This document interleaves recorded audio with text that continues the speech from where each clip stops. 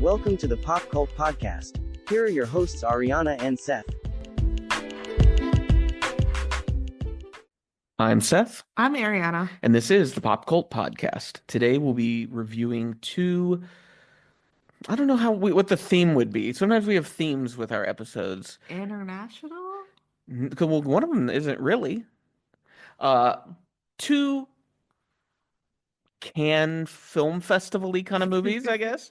A little later, we'll be talking about Pedro Almodovar's English language debut in The Room Next Door.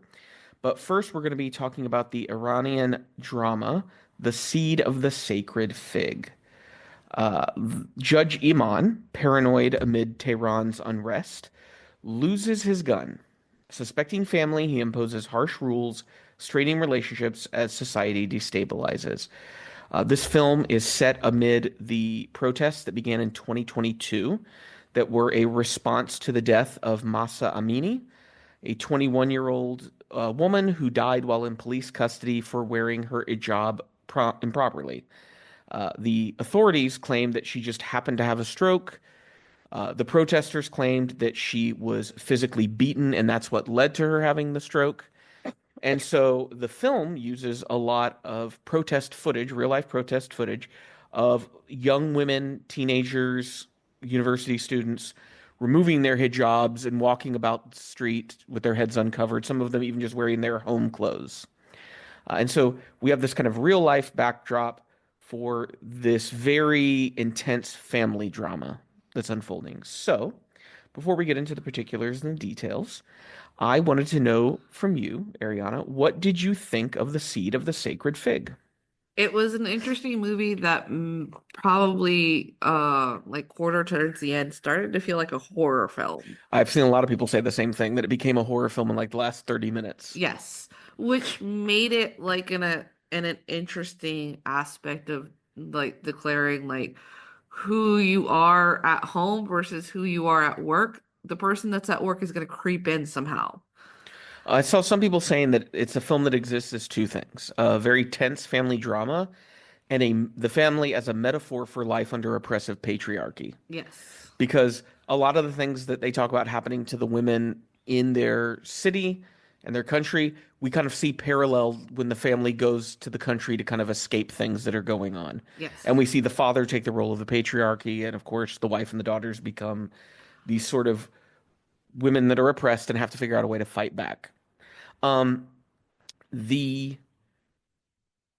a very interesting film. There are some stunning visuals in this movie. Yes. I'd say it's a visually inconsistent. Not that there's scenes that are ugly, but there's scenes that are just kind of mundane, not much put into them. And then there's some really good lighting in certain sequences, good camera movement. There was one particular scene that just stood out to me. And there's a character, it's the pellet scene. There's a character who has been hit in the face with BB pellets, which I suppose are supposed to be non-lethal, right? Yeah. And is hit in the face to the point that like her eye is swollen. And this scene was very interesting because it has two different things going on. There's this sort of grotesque horror of her wound, but then there's this like transcendent beauty emphasizing one human caring for another as this character uses tweezers to kind of pull the BBs out and cover her face and bandage it. And just the way it was lit, it was one of those that reminded me, ironically, of some Almodovar films where the images are just so colorful and well lit that it begins to look like a painting that's moving. Yes. And that scene just really stuck with me. I was high, of course, while I was watching it, so that probably helped. But I think even if I hadn't been high, it was just so well shot. Yeah, there was a contrast between like the bruising skin and the blood, and then this white mixed with like touches of gold light seeping through the window and hitting the wound, where like there's a little bit of an aura like where the pain is resonant.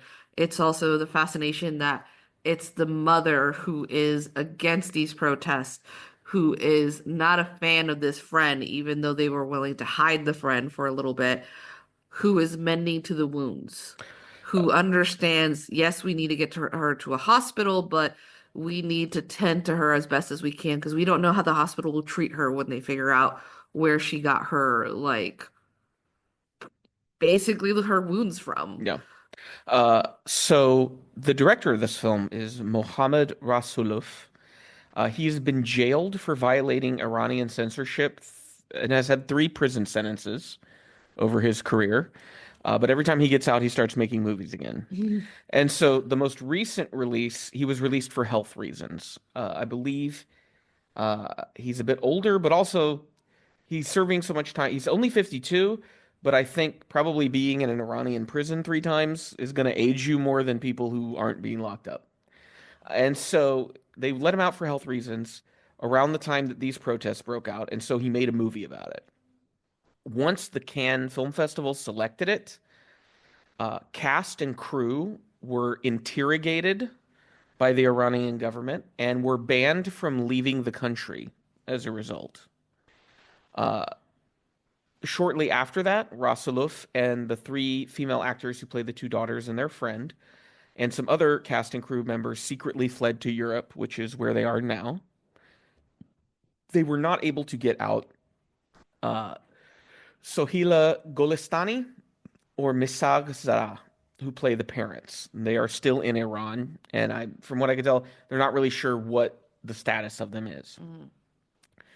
Um, and so this is interesting to me because the film has gained quite a bit of acclaim in the West, which doesn't surprise me too much. I think that these protests were very justified, and I'm glad that they happened. But as someone who's read a lot about CIA operations in other countries and the way Western mass media is used to push a certain narrative of other cultures and societies, it does make me feel a little weird to talk about a movie like this. Yeah. My point of concern is that I'm glad this film exists, but it doesn't surprise me that it got traction in liberal European circles because they are, for the majority, Islamophobic. Yeah, there's never this moment of like showing, the heartwarming film of, a Muslim family. Well, Or and it like because a few years ago uh, we did a series on Iranian films, yeah. and I thought they did a very good job in presenting the belief of Islam in a way to me that I'd never really seen articulated before. Didn't make me want to convert, but it did help me get a better understanding and an appreciation for those filmmakers and the way they were able to talk about their beliefs. And none of those movies really ever got much traction in the West. And I think that's an intentional thing, right? Like, I think both this movie and movies that are just kind of about Islamic ideals should be available to see easily in the West as well. Uh, because I think of things like the Cannes Film Festival in France, right? And it had all this acclaim there. It was nominated. But France is also home to Emmanuel Macron, who, under his rule, has banned hijab wearing in some public spaces and sporting events. And what that essentially does is it erases people from society because what you're telling them is this tenet of your faith is not allowed in this place. And if it's a tenet they truly believe in, they're not going to take the hijab off just to go to a fucking football game. What's going to happen is women who wear hijabs are not going to be included in that part of social life. Yeah. And so you're just being as restrictive as the places that you claim have been oppressing them before. yeah, and I think that's, to me, what this film is. What you'll see this film spoken about in the media will be as a critique specifically of Iran. And for Mohammad Rasulov, it certainly is. And there's a lot to critique. I think that's the problem with a lot of contemporary political discourse. You also see it in regards to China, where I'm like, I have plenty of critiques of China and Iran, but they're just not centered in this Western propaganda perspective. And so it makes it hard because I'm not going to buy into sort of ridiculous, silly narratives about other countries. I'm going to talk about actual material reality. Yeah, I think it's also, we are not going to put this idea that Iran or any other place. This should be a duplicate of America. Well, see, that's the problem with a lot of the liberal fans of this film. They will argue that what we need to do is bring Western democracy to Iran. And I want to go, yeah, you tried that. It was called the Shah, and it was a dictatorship, and that's what led to this. It's also the thing is like if they went to these extremes, the extremes were in order to protect themselves, not knowing the damage that would occur afterwards. It's always because like when we look at the states, the same can be done with people who want everybody to be Christians and everybody to Well, follow the Christians. insane Yeah. anti-abortion crowd, Yeah. right? There's then they get mad when the anti-abortion crowd also start including uh like IVF IVF, which when you look at their stance, it makes sense. or gay adoption, because it's not just, oh, that you can't have an abortion, it's that we will have control over all reproductive freedom. Yeah, and you could, raise your hand and say, but I'm not a Christian. But to them, they're like, but we will force you to live a Christian lifestyle. So how is it that when we live or we were a part of a society that felt and worked that way, that we can look at the society and go like, but you're the real baddies. Yeah, I think that's one of my problems when you hear discussions of films like this is how you will hear people make statements and you can just tell that they have no self-reflection on where they live because you want to go like, yeah, in France, telling women where and when they can wear a hijab is the same thing as telling them they have to wear a hijab all the time. Yeah. It's taking away the personal autonomy of a human being. Yet it's framed because of this post 9/11 war on terror mindset as good that France is doing that, or because a mentally unwell Arabic person commits a crime in France. Oh yeah, that person should be punished, and maybe that punishment should involve executing them. If they're going around, like stabbing children, yeah. But what the hell does that have to do with a woman choosing to wear a hijab? Yeah. It's there. What it is it's the same. The roots of the Iranian Revolution are the same thing as the roots of that belief, which is it's all reactionary. It's not based in any sort of material reality. It's based on ideas of collective punishment. Yeah. It's based on ideas of uh, religious hatred. So in the case of France, it's a society pretty firmly set in Catholicism with some Protestantism there that hates Muslim people. Yeah, and this is also this interesting thing when you think back there. It's not as if those who follow like the religion of like Islam have ever had the reformity that Jewish people really pushed for in the States. When you think about like how I think about like when worked with the Holocaust Commission, how rabbis would have tours of Southern children coming to the school and they would lift up like their Yarmulke? yarmulke. They'd be like, hey, we don't have any horns underneath here. Or they would let the kids like walk around the temple to see and just be like, to basically diminish their ideas of To what demystify it. Yeah. We no longer do that. When I think I would bet there are mosques in the United States that would be more than welcome any moms to have people visit who aren't Muslim so they can demystify it and go, hey, you go to a church, we go to a mosque. We do the same thing. And the thing that's always driven me crazy is as a kid, I remember being indoctrinated against Islam. I remember there was some sort of afternoon Bible thing that my mom took me to, and there were other kids there, and there was this old lady, and she had these felt cutouts. This was a big thing in the Christian community where you would have these printed felt pieces that then you would arrange on a board, and then you had a script you'd go through, and it was just Christian propaganda, essentially. Yeah. And so I can remember there being this story about this girl in a Muslim country, and the message was Muslim people worship the devil. So then, I get older, sadly, not until I'm in university. And I'm reading about Islam, and they talk about the God of Abraham, and I was like, well, that's who the Jews worshipped. That's which created Christianity, only to realize, at 18 years old, it's the same God. Like, what the fuck? Yeah, there's just different set of rules. It's sort of like how Well, people don't really think they don't really know it unless they're close to that community of knowing that there are different sectors of Judaism. There's Reform Judaism, there's like the conservative Judaism, and then there's the ultra-dox Ultra-Orthodox, yeah. Well, Judaism. and you think about Christianity, the insane number of sects. Like, there's some Christians that don't even see Catholicism as Christianity. It's its own separate entity. Yeah, like I didn't understand that because I grew up Catholic, But in the South, they're like, but well, I there's didn't Catholics and understand. there's Yeah, and Christians. I didn't understand that there was a difference until like one time, like I was watching like cable TV in Puerto Rico, and they're like, "Well, Kennedy was a surprise that he got elected because he was a Catholic," and I'm like, "What's wrong with Catholics?"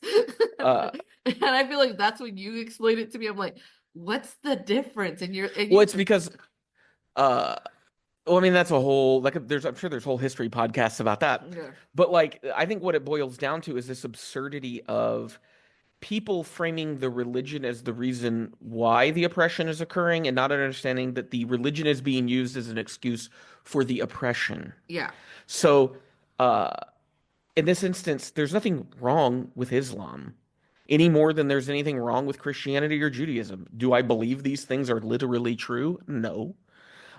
But it's recently I could sort of came to an epiphany about this, which for me, an epiphany is something so many people have probably thought over centuries, and I finally just caught up with them. But it is that religion is humanity's attempt to explain the nature of reality through imagination and stories. yeah, And science is humanity's way of explaining the world and nature around them through material observation of what can I actually see versus what can I imagine could be possible, right? And what makes me feel good when I think about it. But I do think these are two things are necessary in I think science should definitely take the front seat. But I do think there is something beautiful about a lot of religions when you look at art that it's inspired or certain writings. hmm Uh, but I think the problem was when religion was allowed to remain a literal belief yeah, rather than a metaphorical belief, which is somewhere like Buddhism is able to kind of sustain itself, and that it's not really a religion, it's more of a philosophy. And I think what should have happened was religions should have transitioned into philosophy over time and detached themselves from their stories, unless the stories are being used specifically as pieces of poetry, right? This is a piece yeah, of poetry. I can read a Shakespeare poem and I don't believe that everything in it is literal, that it's an expression of a feeling. I do think from the little bit I've read about the Quran, I think it does a better job of that. There's less stories and it is more like life advice hmm and rules, of course, but the same thing can be said about the Torah and the Christian Bible. So coming back to this movie, we kind of took a real long, circuitous way. It's one of those where I stand with all of the young women in this situation. I fully support them in what they're doing. Uh, but at the same time, I would think these women, both the fictional characters and the women who play them, would probably say that they don't think women should be banned from wearing hijabs either. No, I think it's the freedom to choose and the freedom in order to have control over your bodies after so much of not being allowed to. Because this film, funny enough, it does not really talk about religion. Yeah, and I think It that's something that a lot of Western critics I think are not picking up on and talking it about. is a more as to behavior, thus plus appearances. Well, it's a critique of government. Yeah, because for example, Sana, who is playing the youngest, and when the whole quorum of like the gun being lost, they're just like, we know you're protecting your older sister. Just tell us where the gun is.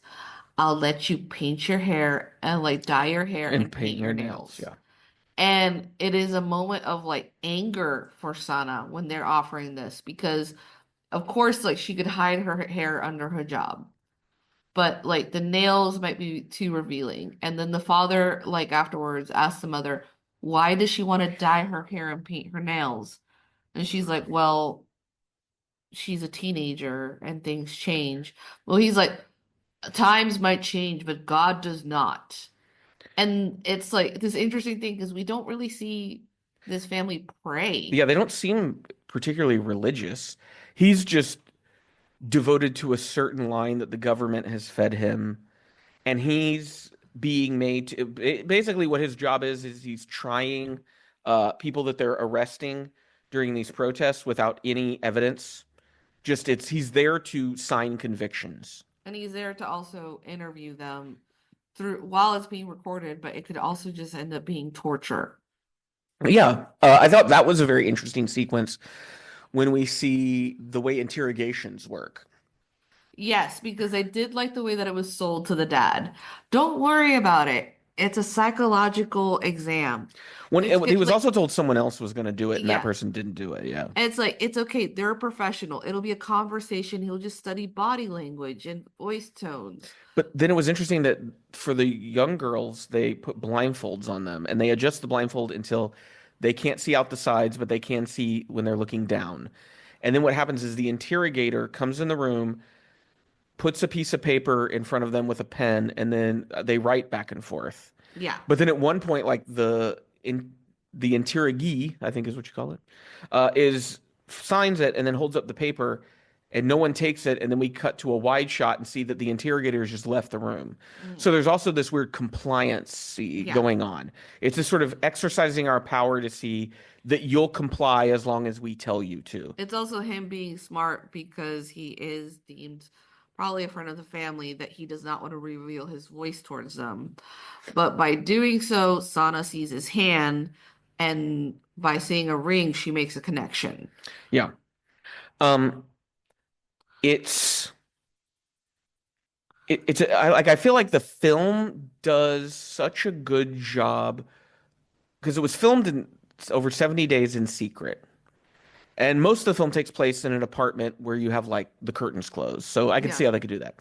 Certain things like when they go out into the city and they go to the interrogation site, I was like, well, that must have been a little dicey to shoot. Um, but then at the end when they go out into the rural areas, that was probably much easier to get away with because there's barely anyone around. But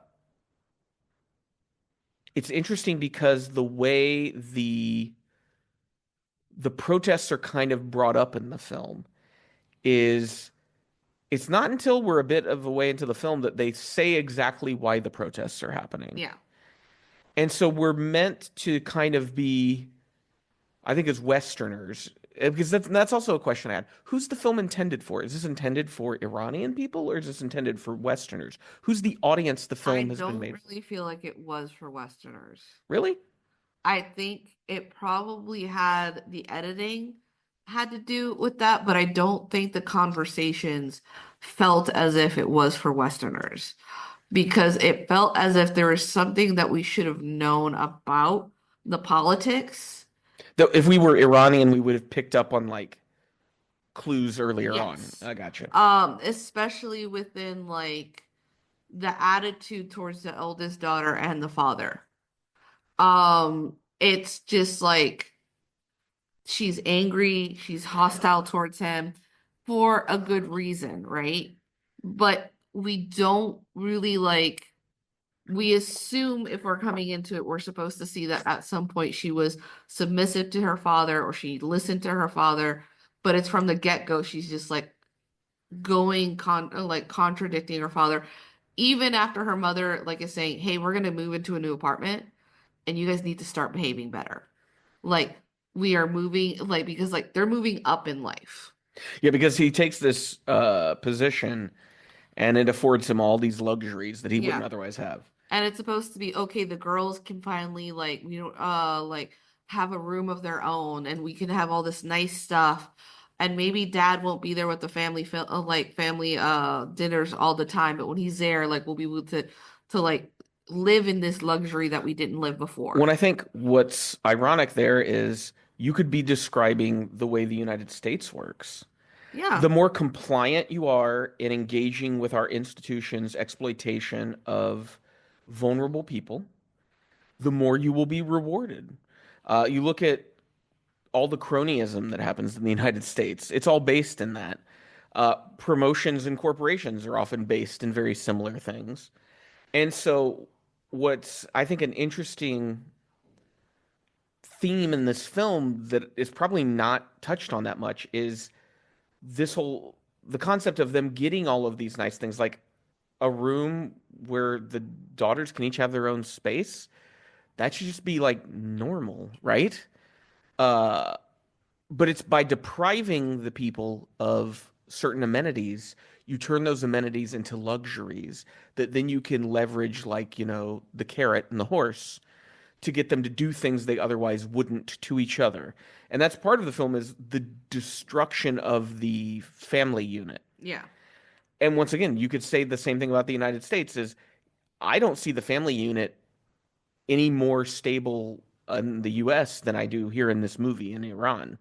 Like it's sort of the inevitable outcome of patriarchal oppression is the thing that you want to be the king of, you will destroy because it's not something in which a king is a compatible role. Yeah, and I think this is also a film that even though like we can say that Westerners would, be drooling over because Islam is bad, but let's be honest, if we translated this movie into English, Or you just make them they work for some southern state yeah, and they're fundamentalist Christians.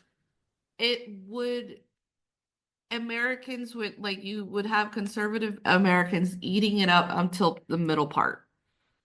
Up until, the family drama really starts to kick in. Because when you think about it, it's a stay-at-home mom. She's the one making all the food. Oh, the girls are going off to college. The youngest one can't wait to go to college because she wants to meet all these new people. But then, like, there's that dirty friend that's coming in, changing our daughter's mind, not knowing that the daughter and the friend have always had the same mindset, not knowing that, like, the daughter has always had these same convictions. When you think of the discourse we've heard in the last few years in the States about uh, reactionary parents who can't come to terms with the fact that their child is queer or trans, and then wanting to blame some sort of outside force for influencing Yeah, them. it was the And that it school, and that it if we was just if we TikTok. just have stricter, more rigid control of the institution of public education, we can keep our children straight and cis. When it's, well, no, you're just making them hide who they are. And that's like again, yeah, it's the idea that these alternate identities somehow don't exist at certain periods of history. It's just no, they were kind of terrified and terrorized into hiding. That's Well, it's it. just there is this weird idea that they think to themselves like, well, there's kids in like third worlds don't have autism, or you don't see any trans kids, They're like there. they're there, but like they're too busy trying to Well, survive. well, and first of all, I also go, how often do we get in-depth media from developing nations in the United Mhm. States? We barely look in on these parts of the world that we like exploit for our own pleasure. So it's such a weird thing to say when it's like, you couldn't tell me three fucking facts about people who live in the Congo or in even Afghanistan, like a place that we should know a lot about, being how much money we've invested in terrorizing that country. Uh, and so yeah, it's such an interesting film, but it's also in the past I would have probably been more like one of those reactionaries and been like Islam bad. But now I see it as more complex than that. And I think I see when you really look deep, which is something the average American film viewer does not do, you start to see uh, that it's not a critique of Islam. It's a critique of authoritarianism and particularly patriarchal authoritarianism. Yeah. Because that's the ultimate problem at the end. And that's the divide that we see play out at the end is that the women are separate from the men. But I think the film also is kind of hinting at you outnumber the men. Yeah. Like ultimately, there are more of you than there are them. Like society couldn't function if there were more of them than you, right? Just from like pure reproductive point of view. Uh, and so the yeah, it's an interesting film, a very well made film. Yeah. Clearly, the last film that Mohammad Rasuluf will make in Iran. I don't know if he'll make any more movies. I mean, he's only 52, but he does have health issues. And also not being able to make it in Iran when all of his work has been so much about that nation and the state of it in our contemporary time. Yeah, I just don't know. I don't know, like, Yeah, I if you're a think filmmaker like that, if you can make another movie or what the context would be. yeah, because I think you can't do because it reminds me of that that like Palestinian filmmaker that we felt that he kind of was like Wes Anderson towards the end, where he appears in his film. In the last film, it was between him and being in Paris and then him being in Palestine. Uh, I'm looking it up right now because I know you're going to talk. Ilyas Suleiman. Yeah, Yeah, he is who is from the West Bank.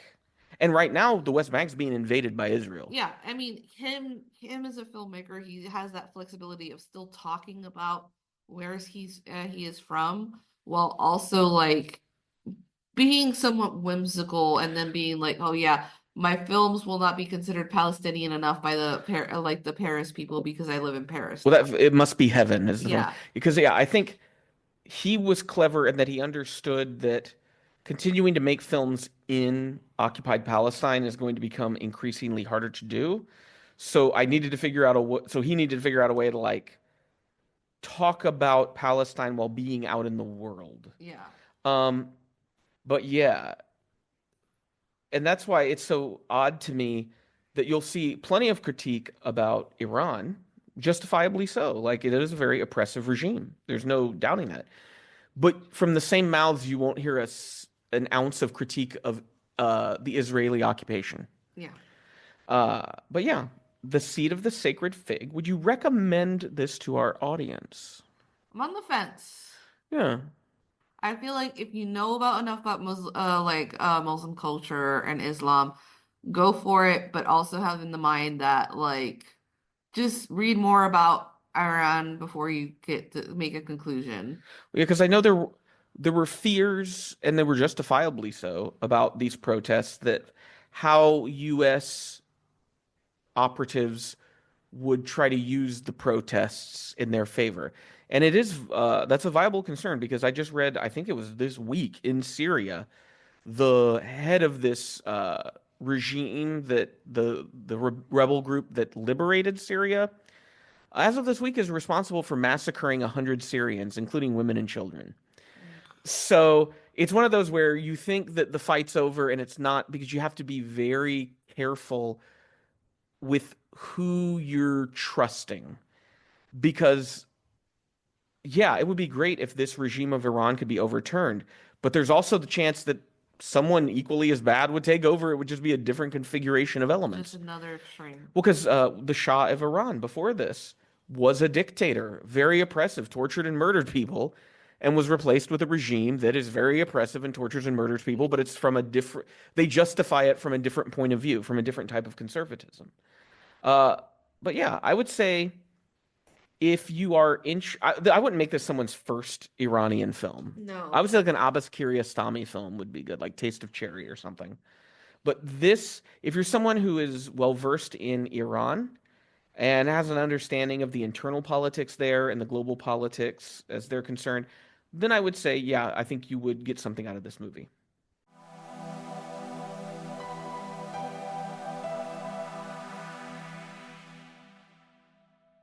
Ingrid and Martha became close friends while working together at the same magazine. After years of being out of touch, they meet again in an extreme but strangely sweet situation. That situation is that Martha has terminal cancer. And so Ingrid decides to be her companion for the remainder of the limited time she has left. This is the latest film from Spanish director Pedro Almodovar, and his first film in, he's been making movies since the early 80s, so like 40 years. Yeah. And it's in English. So, and that was the big thing, was everybody, oh, first English language movie, he's got Tilda Swinton, Julianne Moore, what will the movie be like? I'm gonna save my opinions for just a bit. I want to hear from you, Ariana. What were your thoughts on The Room Next Door? It felt as if it was like the most European American film I'd seen in a while. Um, it took a little adjusting to get into it. It's kind of like getting into, you're like, oh my God, I love these pants. I love these pants. They're my favorite pants. Ooh, they feel a little weird. They're a little tight. Actually, this is not so bad. Oh, you know what? This is comfortable because there's certain things about this film that is just sort of like and it's like I'm talking Spanish Spain actors speaking in English, so we live in a world where I don't know where we are. I just know there are some accents out there It that don't. it feels like Almodovar though. Yes. It does. It takes a little bit to adjust to it. Um, it's not a perfect film, but I did love like the moments that you're like, oh man, that's good. Is that a moment of tension? And then it's not a moment of tension. It's Almodovar going like, you're thinking the worst. And you're just like, yeah, I am thinking the worst because that's what I'm supposed to expect from a movie. So, uh, I looked it up because I was like, how many Almodovar movies have I seen? So I don't know how many total movies he's made because it also included like television specials and short films and all that. But I've seen 12 of his movies. Oh, So I would say I am a Pedro Almodovar fan. All of his like major films, I think I've seen at this point. And anytime he has a movie come out, like I think I've seen everything he's put out in the 21st century. So from like 2000 on, I've seen it all. yeah. And I've loved pretty much everything. I've never seen a bad Almodovar movie. And I wouldn't say this is a bad Almodovar movie. Is it a film I'm going to revisit anytime soon? And probably not. I wish it was gayer. Well, I did see someone go, not gay enough. That was the review. I thought they were a gay couple from the trailer. Me too. And I thought like there is a hint that they probably did date Was or there? not. I didn't get that at all. They talked about dating someone that They mutually dated the same guy. yes. But I thought it was a woman. I don't know. Oh, I don't know. I Oh, I think it was one of those names that Kim or something. yeah. But that can be a male name. And there was Yeah. never like we see them both in very heterosexual relationships. Yeah. So I don't think they're Wait. gay. Hold on. Is Julianne Moore supposed to be with Damien? I think there is some like flirtation going on there. Okay. And then I think Martha, we see her with Fred in the flashback, which is where her daughter comes from. Yeah, I just wish it was gayer. Uh, The best parts are was like Almodovar movies are the best when he just makes it as gay as possible. But it's like, are you afraid of lesbians, Almodovar? Just say it. I think he is. He said lesbian. Like Penelope Cruz. Remember there was that it was the mother's one. I can't think of the full name of it. All About My Mother. No, that Y tu mamá I también. know that he didn't make that movie. That was Cuarón did that one. He did it. It was just a recent one where it had Penelope Cruz and then there was the younger actress. And I'm looking it up right now. Because it was one that had like a really incredible scene that looked Parallel Mothers. It came out in 2021. It was his last film before this one.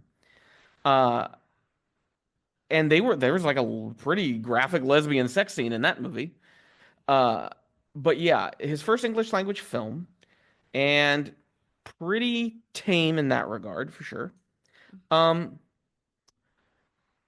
He is his image and vision of America is heavily influenced by Edward Hopper, the painting, like his paintings, like to the point that I think it's Christina's World. It's the very famous painting of the woman in the field who's like fallen and she's reaching towards a farmhouse in the distance. That literally gets recreated in an insane flashback. Yeah, and it's one that you kind of like have to think to yourself, like, how many other paintings did we miss? I feel like there was during this? another one. I can't remember it specifically, but there was another moment where I was like, "Oh, this is an Edward Hopper painting." And so it's like visually everything you could want from an Almodovar movie. Where I was joking while you're watching it, I said all his movies are partly his Pinterest vision boards. Yeah. Because he's like, "Oh, I like this couch. I put it in the movie." Or I just watched this movie. I'm going to have them watch this movie and they're going to talk about it. And that's not racist, right? 'Cause he's Spanish and he's European, so you can't be racist towards European people, right? At least Western European people, I don't think you'd be racist towards. Um, but it's like if I was going to have my home professionally interior decorated, and I was like, you know what? I want it to be a statement. I want my house to look incredible. I would pay a Pedro Almodovar to do it. Or like a fan of them, because I remember what like this reminds me one time where I was like, oh, I want an orange or yellow couch, and you're just like, orange, yellow, what the fuck? Well, I was thinking more stains show up. You got a dark couch, hide the stains. We did have dogs, so Uh, Now I guess we're free to get an orange couch if you want one, really. I don't with all the money we have to spend, all the fortune we possess. the single euros in our accounts. So visually incredible. The air is it an Airbnb they go to up in upstate New York? I think so. It was the most insane looking Airbnb I've ever seen in my life. I mean, again, It was like Architectural Digest. Again, I did love the fact that like now that you say it's in New York, I wouldn't have fucking figured it out. Well, I remember they said upstate. We're upstate, and I was like, oh, okay. I thought this was in Madrid. Because like everyone like again has a Spanish accent. Like, Well, not the American actors. I mean, Julianne Moore goes to a gym and like The trainer. well, even I want to talk about that scene. I want to talk about that scene. Let me talk about that scene. even the woman who's like she's going like, hey, I'd like to a day pass. She even has a Spanish accent. I gotta check. Was this film shot in Spain? He was like, I did not want to leave. He my was like, house. I just flew 3 American actors over and I shot it. I want to see here production. Set in New York. Where was it? Filming in Madrid. That dirty Spanish bastard. Oh, shooting locations also included New York City. But I do think the Airbnb was in Spain. Come on, there's no way. The gym scene was fucking crazy. So in this scene, amid Martha, who has purchased a suicide drug, with her idea she wants to die with dignity, she doesn't want to waste away.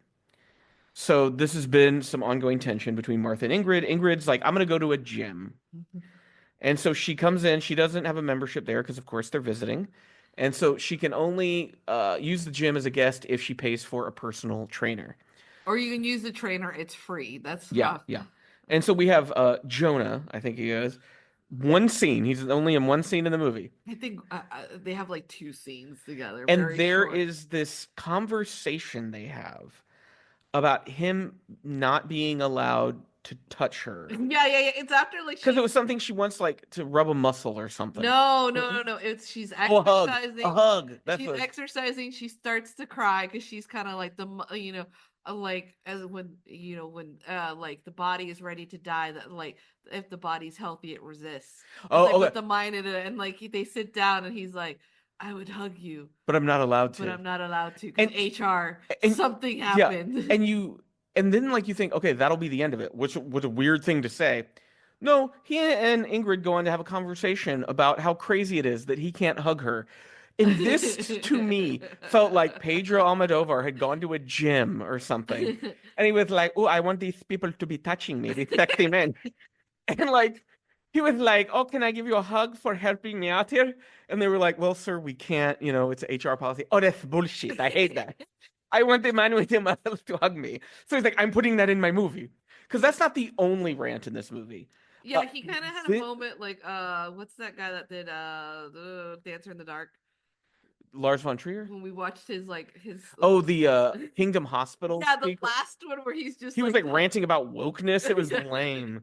But yeah, so in this movie, The Room Next Door, there's John Turturro plays this character who I never really understood what his purpose in the movie was, other than to be someone for Julianne Moore to talk to that wasn't Tilda Swinton.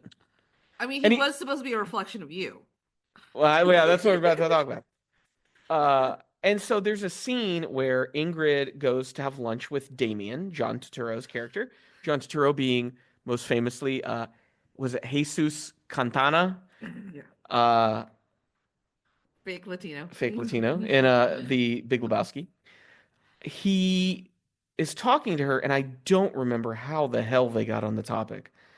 but he goes on this diatribe about climate collapse and how society has done nothing and it's just allowed the problem to get worse and worse, and it's inevitable that like human society is going to collapse.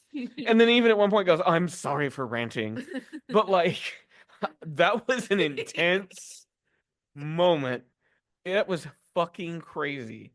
Uh, and again, that felt to me like Pedro Almodovar was like sitting around reading books and articles about climate collapse. It was like, this is fucking crazy. This is fucking crazy. I have to figure a place in my movie for this.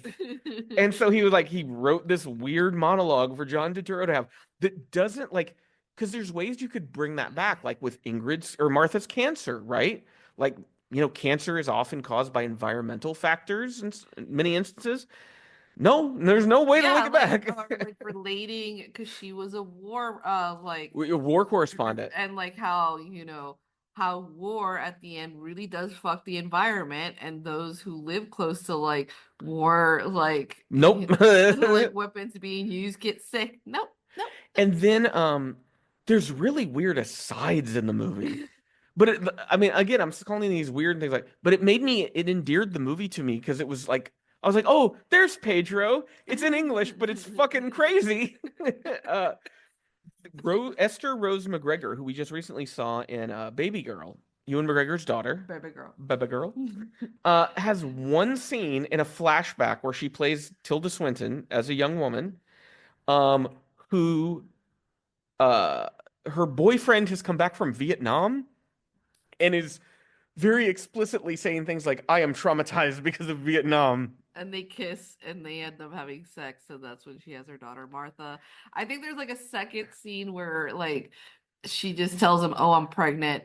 And he's like, but I'm about to move. Like he said, like, I'm about to move to Albuquerque. And she's even like, no, that's cool. It'll be fine. Like there's no conflict. No. But which also feels like a very Pedro thing because he's very like, I love mothers and powerful, strong mothers. So he's like, she would not need him. She can do this without him.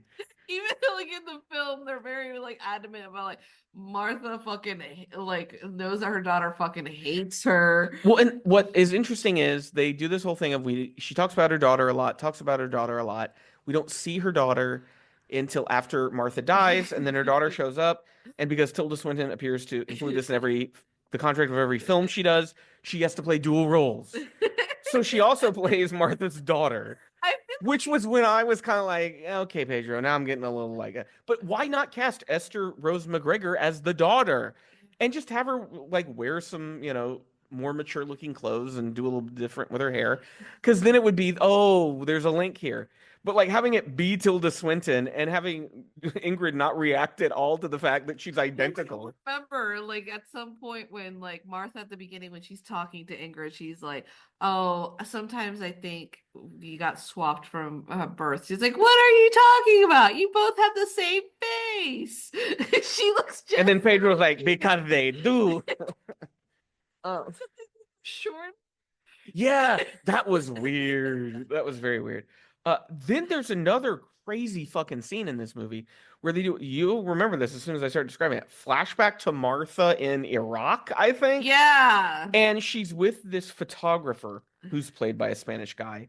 And they visit, it's some type of like artisanal workshop in Iraq that's run by two Spanish guys. Which I'm like, hey, I'm sure there's like many international people that lived in Iraq for whatever reason. Or if he's not supposed to be Spanish, if he is supposed to be Iraqi, he sure sounded Spanish to me.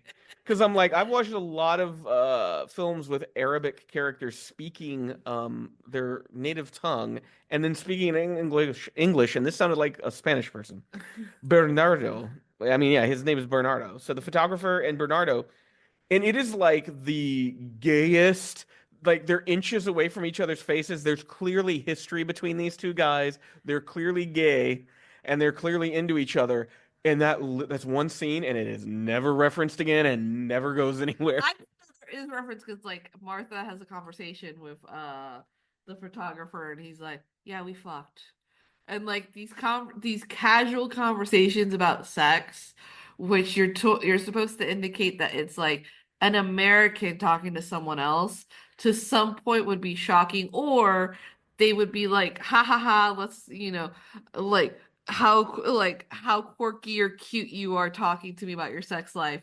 It took a bit. That's when I was like, okay, I'm getting used to I'm this because like, it's this is okay. We're in Almodovar world. This is just, it's very like melodramatic. yeah. It's very influenced by Douglas Sirk, like those women's films from the 50s. Yeah, just very much like I'm a mature woman. It's okay. I've heard everything. Like nothing phases them kind of thing, or nothing tickles them. Um, yeah, it's a strange, strange film. But a fast like Alessandro Nivola shows up in one scene, I think, maybe two, as like a policeman who doesn't believe the story Ingrid is sharing with him about how Martha dies. But yeah, it's one thing I want to ask you about. What do you think of Tilda Swinton's American accent? Because we've seen it in several films at this point. Uh, it doesn't bother me. Does it sound believable or does it sound like an English person doing an accent? I think it's like if you focus too much on her mouth, you're kind of like, what are you doing? Because we think about like Problemista. Yeah, Because did she have an English accent in that movie? I don't remember. But I know like this movie, I was thinking of Moonrise Kingdom. Yeah, And I feel like her accent in Moonrise Kingdom was you couldn't differentiate it from this, which is weird because in Moonrise Kingdom she's playing a much more like cartoonish character. yeah. But it's this, she kind of talks like this. I'm Tilda Swinton and I'm an American. Can't you hear me? I'm an American. And, and the words are like, you're like, yeah, it's very stylized. It's a very stylized American accent. Trying to like who? Bringing up baby. Oh, Katharine Hepburn? Like she's trying No, to do. Katharine Hepburn, the Mid-Atlantic thing, that works. Tilda Swinton's can be a little silly. Like, I want to have Tilda Swinton go into a McDonald's and like order in an American. She's like, I'll take a quarter pounder with cheese, please. Please say McFlurry. A McFlurry. An Oreo McFlurry. Uh, Anyone who's listening, if you have a podcast, please have Seth go in to just play it. Drama Domar. I'm Pedro Almodovar having a conversation with Tilda Swinton in an American accent. What a specific scenario. Uh, but yeah, is it I think that Tilda Swinton and Julianne Moore were horribly underutilized in this movie. Based on the other movies I've seen them in and how fucking good they are, I was like, why cast them, Pedro? Just cast two random women. I don't understand. Cast two Spanish women speaking in English. I mean, that would have actually been hilarious because there's like other Spanish women in the movie that are It's supposed pretending. to be like Fred's like wife at some point. It like deep Spanish accent, talking in English like she's a goddamn American. But like, he never tries to give a reason as to like why she would sound like that living in the Midwest. He's not like, oh, his wife, who immigrated, because like he's not opposed to doing like overt exposition in this movie because there's a lot of it, of people going like Tilda Swinton telling her friend Ingrid, who worked with her on the magazine, going, I was a journalist who traveled around the world and did like all of this extra detail that you would never say to someone who actually like. If I met up with a teacher I worked with, I wouldn't go, well, I was a third grade teacher who worked on the second floor of Crestview Elementary. They would be like, no, that would be not if you look up Crestview Elementary on the internet, because I have, and there's a lot of them. And so, yeah, it's a crazy, crazy movie. I saw some people really give it like 2 stars, 1 star. I saw someone going like, I can already imagine all the excuses being made. This dialogue is a stylistic choice and it's wrong. It's just bad dialogue. And I'm like, well, how would you know? You don't know Pedro. Like, it works so well in Spanish because his stuff has such a telenovela / like opera, like melodrama, opera, melodramatic scene to them. Well, and there's also like the more he works with an actress or actor, the more like pensive they become through it. Because you think about Penelope Cruz, who in her American roles, I've never been very impressed. But her Almodovar roles, she's She's incredible. like, I feel like she's gotten to the point with him is like, you know what? I'm using silence for Well, it's this. like she and Antonio Banderas. Well, I tried to say that fantastic. Antonio Banderas. Antonio Banderas. Because they kind of built their careers working with him. Yeah. That's like the best work they do, isn't it? So Yeah. like if you're someone out there and you've never seen either of those actors in an Almodovar movie, go find one. There's a lot of them to pick from. Yeah, this is like you think about the last one that had to do with Penelope Cruz like playing a version of his mother, Parallel Mothers. Parallel Mothers, and like that little boy that was like in the choir, like it was supposed to be like they lived and like they live in these caves underneath. Was that Parallel Mothers or was that Volver? I think it's Volver because it's like she does like there is a lot of quiet acting during that one. Yeah, I think it was Volver because when I was thinking about that one, I was like, no, I think that one's a little older. That one was from 2006. Yeah. But yeah, and you brought up something that I was wondering myself. Are there certain directors or certain types of stories that work best in a particular language? I mean, there's even certain actors that do better in certain languages, as you pointed out, Penelope Cruz for like you does better in Spanish. Um, and I think we Well, someone like Antonio Banderas has been able to transfer and he can do English speaking roles and it's perfectly fine. yeah, but when you think about how also in the beginning he wasn't really taking that seriously. He was Well, just like but I think it's also I think he does better dramatic work in Spanish, but better lighter fare in American English movies. So you think of yeah. Spy Kids, stuff like Mhm. that. He's perfectly fine in those movies. But if you want to see him shine, you find a Spanish language film that he's in, and Yeah. you'll see something that is totally different than what you might expect. Yeah, I think ooh, when I think about like we were talking about like Asian filmmakers and there's a Japanese guy that like did Brokers. Uh, He did a Korean film Hiro and I didn't feel like Hirokazu Koeda. it translated well. I was thinking Bong Joon-ho has kind of gone back and forth. Right now, Mickey 17's out. That's English language. He also did Okja. I don't think Okja is as good as his Korean language films. It's good. Yeah. Once again, Tilda Swinton doing an American accent. But Okja was also supposed to be like for kids, kind of. And I think it's also that mix of he was using Korean and English. Well, the English language parts, there was something, and I don't know if it's Jake Gyllenhaal going for the back of the theater, where he just goes so over the top. It reminded me of John Mulaney and the Sack Lunch Bunch with Mr. Music. Like it's that level of a performance. And then Tilda Swinton is doing a very and then Snowpiercer is also Bong Joon-ho doing English. Yeah. Um, And that feels more cartoonish versus like his other films. yeah, and that's the thing is I wonder if him doing English language because Mickey 17 also looks kind of cartoonish. That for him the English language is a cartoonish, silly language. Yeah. But with Korean, he can do things like Memories of Murder or Parasite, which do have sort of slightly surreal elements, but are still grounded in a reality. And so I just think it's something I've thought about a lot recently. And I think it's a very interesting thing to ponder that doesn't really have some sort of ultimate answer is art and language are intertwined. So what is the best language for poetry? What's the best language for singing? What's the best language for like stage plays, theater? Mm-hmm.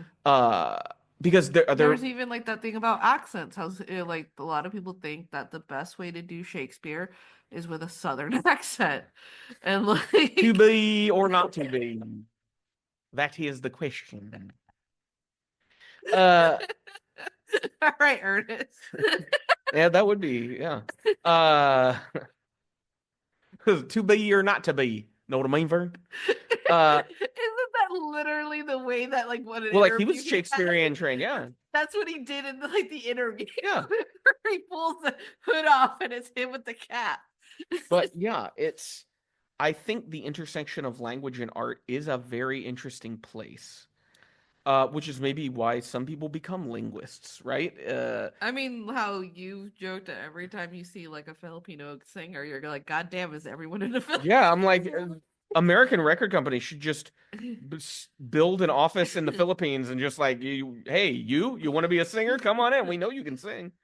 Um, but yeah, you were saying how like the Filipino accent suits itself to sort of, I guess, American tonalities, the way Yeah. Western music is sung. Hmm.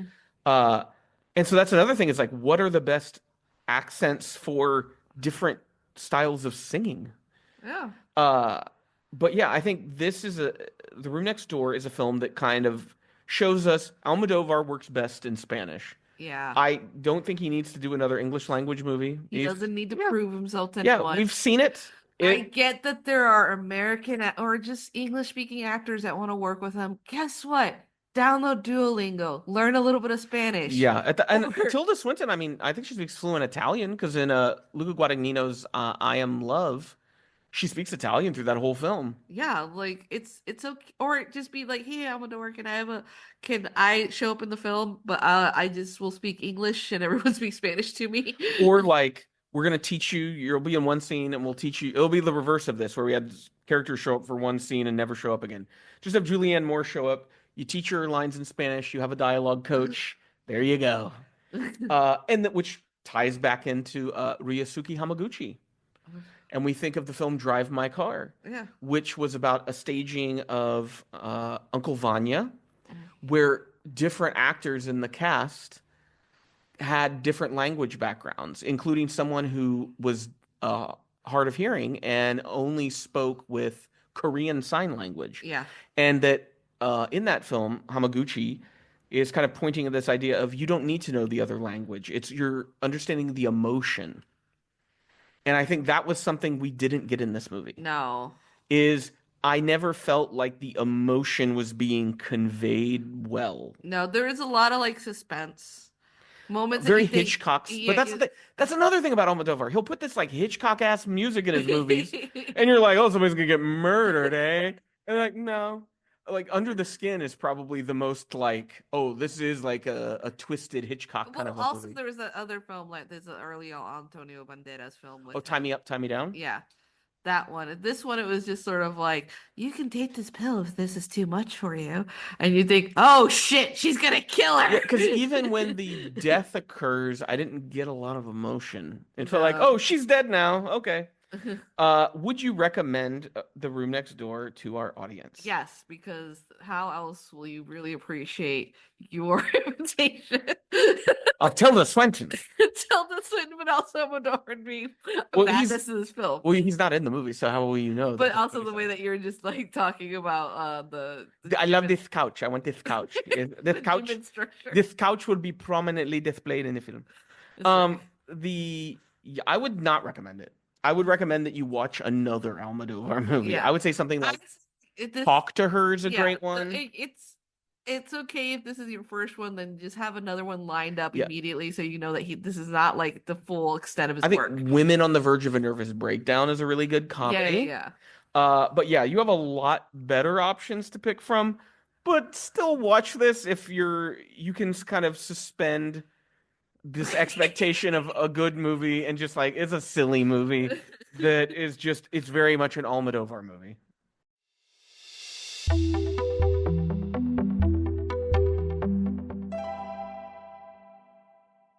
Well, we hope you enjoyed this episode of the Pop Cult Podcast. Make sure to check out our show notes for all the important links, including to our website, popcult.blog. Make sure that you're subscribed to be notified when new episodes are up wherever it is you listen to your podcasts. If you visit popcult.blog right now, you'll find many more reviews. It's March, and so for this month, I'm doing a series titled 13 Countries, 13 Films. I looked at my stats map on Letterboxd and wrote down all the countries I haven't seen a movie from, and so we're going to try to knock 13 of those out this month. This week, you'll see reviews for This Is Not a Burial, It's a Resurrection from Lesotho, The Cave of the Yellow Dog from Mongolia, and Neptune Frost from Rwanda. If you enjoy what we do on the podcast and over on popcult.blog, we'd encourage you to support us on Patreon. We have different reward levels for you to pick from, one of those being the $10 a month Writer's Room level, and that's what Matt donates to.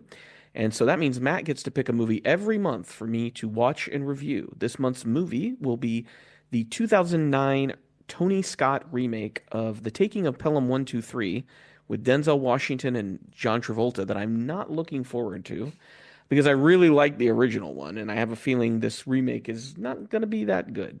But it will give me something to write about, of course, to compare these two movies. So if that's something you'd like to be able to do, go ahead and donate on the Patreon. If you donate at any level at our Patreon, you'll get access to patron-exclusive podcasts. We've got several mini-series up already. We currently are watching and recording for our director spotlight on Ryosuke Hamaguchi, who we mentioned during this podcast. We are going to be recording the last episode this week. And so look for the first episode of that miniseries to show up as a free preview in the public podcast feed coming up next week. On our next episode of the Pop Cult Podcast, we've got Vermiglio, a film set during World War II in the Italian Alps, and I'm Still Here, a recent Oscar nominee from Brazil about the military dictatorship in the 1970s. Well, until next time, you keep listening, we'll keep watching.